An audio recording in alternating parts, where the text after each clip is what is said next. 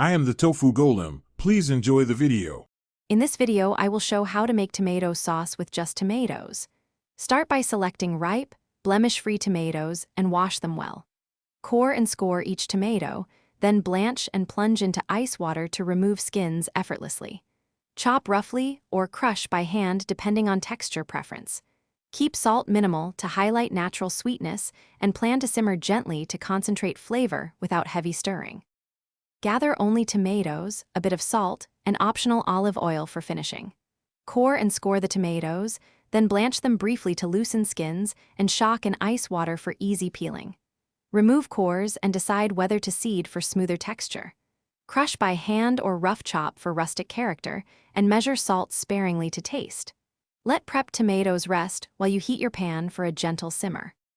Heat a wide pan and add the crushed or chopped tomatoes directly.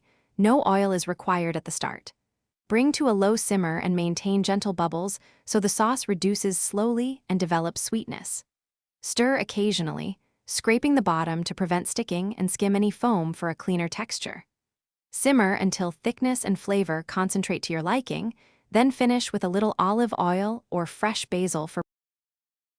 Thanks for watching. Consider subscribing if we helped you today.